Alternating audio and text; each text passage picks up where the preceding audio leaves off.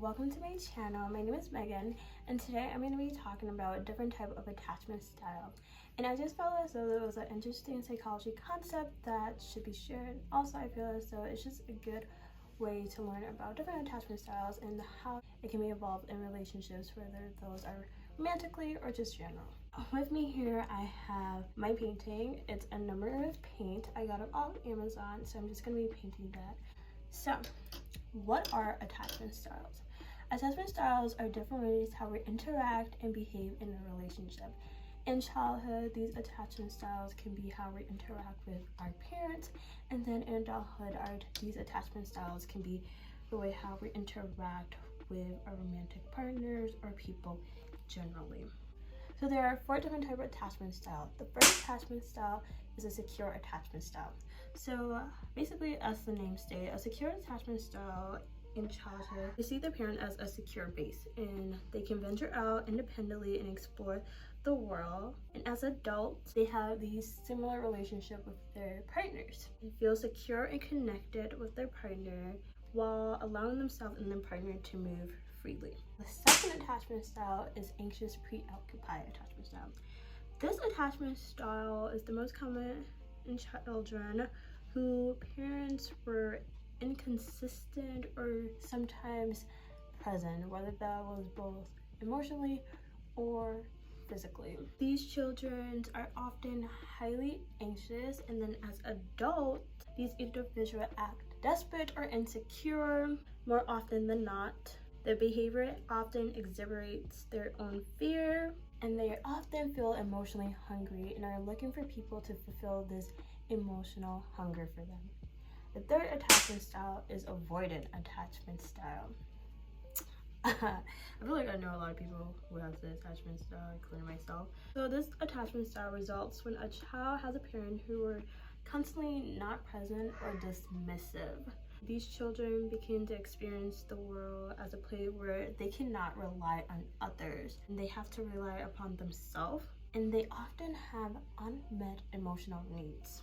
Just gonna paint this here. I honestly feel like my canvas is not gonna come out good. I hope it does come out good though.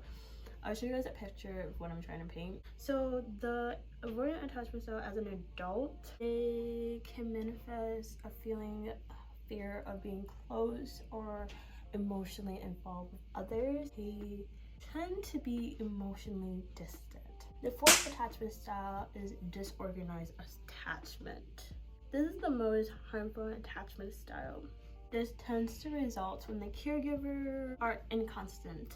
The behavior of the caregiver convey an emotion of fright, convey an emotion where the children are frightening or terrified of them.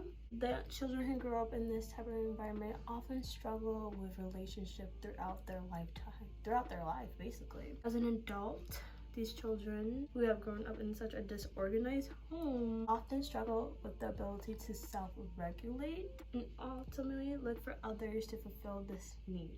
So now I'm going to talk about these attachment styles and their involvement in relationship. So with a secure attachment style, their involvement in a relationship is pretty good. They can easily trust, they're able to communicate with their partner and express their feelings, they're flexible, cooperative, they often support their partner and they're there when their partner feels distress, often able to go to their partner when they feel distress. I like to call the secure attachment style aka the healthy relationship, where both people in this relationship are able to communicate easily with each other, express their feelings with each other easily, and are able to rely on each other but also be independent.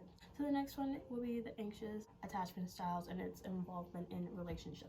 People with this anxious attachment style and involvement in relationship are very dependent on their partner. Okay, like I know a few people, like one of my good friends, he's like, this is his attachment style. I know a few people who are like this, and that's okay.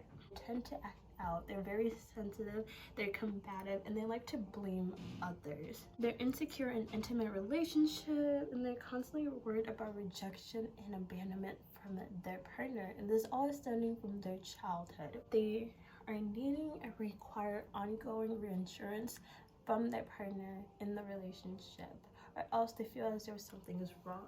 I like to call this type of relationship, the aka dependent relationship. Then the third relationship, anxious avoidant. These type of people downplay the importance of relationship. I'm saying these type of people, like, yeah, I'm not one of them. They're self-reliant, they're uncomfortable with emotions. They can become vulnerable when there's a big crisis going on and people need help. They are emotionally distant and reject intimacy, and their partners are always wanting closeness with them. They avoid conflict, but because they're so good at repressing emotion that they do have to handle conflict, sometimes they tend to explode. I like to call this relationship type the aka me, myself, and I. Beyonce said it better. Lastly, disorganized attachment style involvement in relationship. These type of people in a relationship, they have an unresolved mindset and emotion, and they're also frightened by memories of prior traumas. They cannot tolerate emotional closeness. They're easily able to disassociate. The relationship may be characterized by the desire of wanting closeness with their partner, but they push their partner away. They don't know how to let people in. I like to call this relationship type the aka dysfunctional relationship. So now I'm going to talk about like solutions or ways to help with these attachment styles. With a secure attachment style, you're pretty good. You're secure in your relationship. You already know how to have a healthy balance of being dependent on your partner and independent with your partner and communicate. So you're good. This is for the other three attachment styles. So with the anxious attachment style, I would say a solution would be try to learn how to have alone time for yourself. And start with small tasks where you're able to do things independently without your partner involvement. And that way you won't constantly be relying on others to get things done. For the second one, avoidant attachment style, I would say take baby steps on expressing yourself and your emotions. Try to see the other person's point of view and where they're coming from, and try to like understand their emotion and talk to them about it. And try to see why relationship matters. And lastly, for the solution with disorganized attachment style, if you have unresolved issues or trauma, I would say seek professional help. Find a way to heal yourself first before you say you're trying to be in a relationship. Self-healing is the most important thing to do before you can try to go out and try to be with someone. So I would say seek some professional help where you can talk about your past traumas or your issues and things like that. I'll leave all the articles down below that I got this information from in case you guys want to read about it. Thank you guys for watching my videos. If you want to see more videos, whether they're health related, mental health related, psychology related, lifestyle related, cooking related, make sure to subscribe and like and comment. Thanks. Peace.